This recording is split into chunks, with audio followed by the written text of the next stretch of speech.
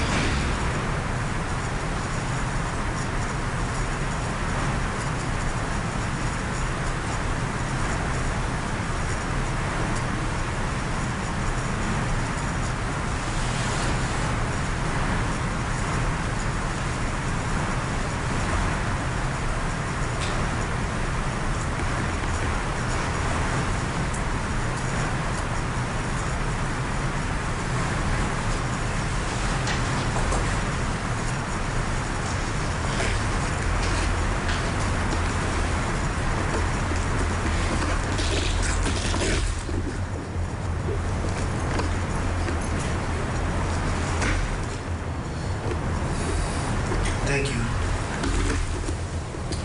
Today, I want to talk to the media about a couple things. Specifically, I'll be talking about a shift organizationally that we'll be doing to bring safety to East Oakland. Then I'll cover a couple of our homicides. And then finally, I'll talk about updates for the Kevin Nishida case. First, for the last several months, I've been meeting with community members across our city, in East Oakland and throughout our city. I've also had a chance to meet with community members and hear the impact of the calls for service and the response that they're receiving from the Oakland Police Department. I've also been reviewing our call data, and the things that I've seen over several months is that there is clearly a huge disparity in where the calls in the city of Oakland come from. 60% of those calls come from East Oakland. The most violence occurs in East Oakland. As a result of that, I'll be shifting our resources in the Oakland Police Department to create a 6th district, to add an additional district into East Oakland. This will essentially bring an additional 48 officers to East Oakland. Currently, we are configured with 5 districts that will increase to 6 districts. 2 of those districts currently are in East Oakland, districts 4 and 5. We will now expand to districts 4, 5, and 6 being located in East Oakland. This is significant. It is significant because it means that the department has recognized the impact of the calls for service and the emergency calls that are coming in from our East Oakland residents and the need for more presence in our community. There will not be less safety in other parts of our city. This is just to make sure that our resources are distributed as well as the calls that are coming in equally. It hasn't been done in several years, but it's not new. About 15 years ago, we had this same configuration, but now our call volume has increased dramatically. And it means that I have to actually shift resources in order to address that call increase. And so that's what we'll be doing. On June 22nd, the department will organizationally shift to a 6th district structure. I hope that the residents of East Oakland and community members see the additional presence that we're bringing to East Oakland to try to make our community safer in East Oakland. We know that the vast majority of the violent crimes happen in East Oakland, so we're doing everything we can to try to bring resources to help bring down crime and make East Oakland safer for everyone, and our entire city safer as a result as well. That's the first thing. Second thing I want to talk about is that yesterday morning we had our 133rd homicide of the year. It occurred in the 1700 block of East 12th Street, where we responded to a call of an individual suffering from what some thought was a stab wound. When we responded, we quickly realized that it was a gunshot wound. Unfortunately, the victim in this case did not survive. Our homicide detectives have been called out and they're looking into the circumstances related to this investigation. I also want to give an update for homicide number 131. This homicide occurred in the 500 block of 45th Street, where officers responded to an individual who was suffering from blunt force trauma. We began to investigate that case, and it was clear to us that this person was assaulted by someone with an object. We investigated that case, and fortunately for us, we were able to identify the suspect responsible for that, and he has been taken into custody. Our homicide detectives worked tirelessly around the clock. We also had great assistance from our community, who brought forth information that led us to the identity of the suspect. Again, I've said it's truly important that we work together to solve these cases, and we need the community's help to investigate these very serious cases. In this case, we really do appreciate the community's support in solving this homicide. And lastly, the Kevin Nishida homicide, we are making progress in this investigation. We have recovered a vehicle similar to the description of the vehicle that we were looking for, the vehicle that we have pushed photos out, and we are analyzing everything within that vehicle. We feel confident that we'll continue to follow up on all leads. Again, community members have been very helpful in this investigation, helping us get information to actually secure this vehicle. And so we will continue our investigation to determine if this is the right vehicle and continue to investigate this case. And so we'll have future updates for you if we get any more information that might be helpful. But again, we ask community to continue to contact the Oakland Police Department and share information as we bring it forth to the public and ask for your help. With that, I have my command staff with me. Our commander for the Bureau of Field Operations East is Deputy Chief Angelica Mendoza. She will be leading the efforts with the new additional district, and she will, again, be deploying these officers out to East Oakland to address the high number of calls. Council members in our district have been bringing forth to me requests for several months, asking how can I disperse the resources in a way that is fair to those that live in East Oakland? How can I make sure that we are being more responsive to the areas that are facing the greatest number of violent crime calls? And I believe today's shift will help do that. I think having officers there in a district makes it a more stable deployment. It means that those officers will be there full-time, around the clock, 24 hours a day. We've been supplementing our current patrols with overtime. This will fill that gap, making it less of a responsibility on our officers to fill into overtime shifts. Having permanent officers there 24 hours a day will definitely, I think, be helpful to those in East Oakland. And so we look forward to the deployment on January 22nd. And with that, I'll take questions. A couple things. You mentioned that this will help to have officers there 24 hours a day. What was the current situation? How many hours were you able to staff for a day? Well, right now we're currently running overtime, and it's based on officer availability. And so we have teams of officers that are out working overtime during the times where we see violent crime spiking the most. Typically in the late afternoons and into the evenings, as well as during the weekends. But this will allow us to have that additional group of patrol officers that are not only addressing the violent crime, but responding to calls for service, making our response a bit quicker. I think when people call 911, you want to have an officer respond as soon as they can. And we hope that with this new influx of officers, and it's not new staffing, we are not getting additional police officers joining the Oakland Police Department. This is what our current staffing. Our current deployment in East Oakland right now is 240 officers in our patrol division. This will increase that to 298, somewhere in that area. 296, I'm sorry, 296. It will be as a result of this. And that includes our sergeants and things like that. But when we talk about 48 additional police officers responding to calls for service, I think that's what's most important. And so that's what it will bring, is a shifting of resources from other places within the department, but it's also actually building our patrol division up a little bit more to get them more resources to be more responsive to the high volume of calls that we've seen. We've seen a huge increase in calls. Our priority 1 calls have went up nearly 30%. Those are the most serious calls that we respond to. Those require multiple officers to respond. So these additional officers will help make a faster response. I hope that community feels that we're responding at a much quicker pace. Seems like a good plan. Put the force where the needs are, huh? What about communications, outreach? You talked about community policing. And you said that that's actually been very helpful with the last 2 cases you talked about, both the assault of the 1 fatality as well as in Officer Nishida's death. How important is community policing in regards to communications, dispatch? Yeah, it really is key. Our public information office really has increased the amount of information that they're sharing with community. I've been really pushing both our criminal investigations division to push out more information faster and ask the public for help faster. What you've seen even in the Nishida cases, typically we wouldn't push out the vehicle description.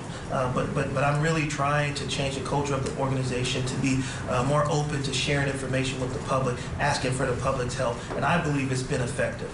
Solving 10 homicides in the month of November was an increase, almost double what we've seen in previous months. And I do think it's because community has been helpful. They've been sharing information that they've had available. We've received video from community members and business owners. All of that helps us solve these crimes. I think that is the level of accountability that we need, that when these things happen, people need to know that community and law enforcement is going to come together to hold people accountable who commit violent crimes in Oakland. And I really appreciate the community stepping up in that way. So I really think our PIO office has done an excellent job of sharing information just like this, where we're going live on Facebook and other platforms and allowing people to hear from us and actually hear what we're asking their help for, what cases we need help with. The Nishida case is one that we're highlighted, but again, the homicide that we just closed in the 500 block of 45th Street was also due to the help of the community. Those that seen the suspect earlier in the day.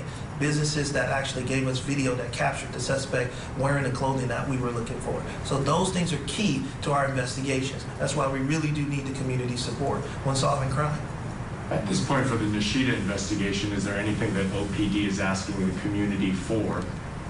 I think in the coming days, depending on if the vehicle that we have in custody is the right vehicle, I think if there additional evidence that might bring as we analyze that vehicle thoroughly, I think there's something that we might be able to share with the public at that point. I hope that it helps us identify the people responsible for this crime and that we can ask the public help to help us find these individuals that's responsible for these crimes. And so we will, as information come forward, push that information out to the public and ask for the public's assistance. Going back to the staffing and pushing resources to East Oakland, it's interesting that this won't be without any additional officers. With that net, about 56 officers from 240 to 296. Where are those officers? I guess where are you pulling from, and what departments and divisions, parts of the department are going to be pulled from for this? So what we're doing is, the way we were deployed previously, we had assigned a lot of officers to surge, 911 surge units and other positions like TAC teams is what we call them. These resources were used to support patrol, but they weren't actually assigned to a district. And so essentially what we're doing is moving away from some of these TAC teams, these extra officer teams that were deployed citywide, and actually putting them into one district. and allowing the district to actually cover its own vacant positions, to do its own crime reduction strategies, to be able to be more self-sufficient. So some of the resources that supported patrol are being moved into a role of a district officer, a district deployment, if you would. And so it is, all of these positions remain within patrol. They were already here, but in other capacities. We're actually bringing in some administrative staff that had assignments. We're actually including other extra patrol officers. So if you our beat configuration, and I'll have the media team provide you our beat configuration, we've shortened the beats. So essentially, we had deployments where some districts had 7 to 6 beats. We now, the average will be 5 beats in each district. So lowering the number of beats means that we can distribute the officers more evenly across the city. So we had 8 officers in each squad, if you would, taking away from those 8 officers per squad assigned and shrinking that down to 6 or 7 in a squad allows us to move more officers into a district. So smaller squads, but an additional district, if you would. Just a quick follow-up on that. You mentioned these TAC teams. Are those similar to the tactical teams that were deployed recently to address like the retail thefts that were going on? So maybe halting that and moving them into this division? No, completely different teams. These were patrol officers that were supplemental tactical TAC teams, is what we call them. When officers were not available, whether through vacation or sick time, they would fill into those positions and be assigned to fill into those assignments. Or if we needed extra help in certain districts, they would be assigned to help out in those areas. We're going to remove those teams. So the commanders won't have access to those extra resources in teams. They'll be asked to manage the resources that they have in their geographic areas, but the additional district will provide more coverage out east in particular. Any more questions? Yeah, what about, how do you account for the increase? 30%, did you say, on violent crime or crime? Priority 1 crimes. Priority 1 crimes. How do you account for that? And is it, in this district specifically? Well, we've seen an increase in violent crimes across our city. When you think about 133 homicides, that is a 20% increase compared to where we were a year ago. And it's nearly a 40% increase compared to where we were in 2019. So it says that we are experiencing a higher number of crimes. Violent crime calls include homicides, but also our shootings have went up 20% as well, and another 40% over a 2-year period. With that said, that means that we're getting more crimes, more shootings, which are the most serious crimes. They actually require more resources to respond and investigate those crimes. And so with more resources, obviously that means that it slows down our ability to respond to other calls, including priority 2 calls. And so I think with the additional resources, it'll help out with some of the more serious crimes, but it also will leave contingency of officers to be able to actually continue to respond to other lower priority calls as well. And then, I'm sorry, go ahead. Go ahead. Chief, you mentioned earlier there was a homicide that the OPD was able to identify a suspect and also detain a suspect. Can you talk about how long on average it takes for the OPD, for the 133 homicides this year, how long and what the average is to detain a suspect? Well, it all depends. It all depends on the information that we have on a particular case, and it does actually hinge on communities' willingness to share information. I believe in my long, over 2 decades career, there's very few homicides that nobody sees anything. But sometimes people are not comfortable sharing that information. So it really is my effort and our department's effort to begin to build trust with community where they feel comfortable sharing that information. It's important that we have that information so that we can quickly follow up. But there are other times where we have to go through investigative leads, where we have to take time on the ground, where we have to use evidence, where we have to rely on science and technology in order to support those investigations. And that sometimes takes time. It's much I will say investigations are closed much faster when we have community members that actually share with us what they've seen. If they have video that show us who was responsible for that crime. When we have that type of information, those cases close a lot faster than the ones when we don't.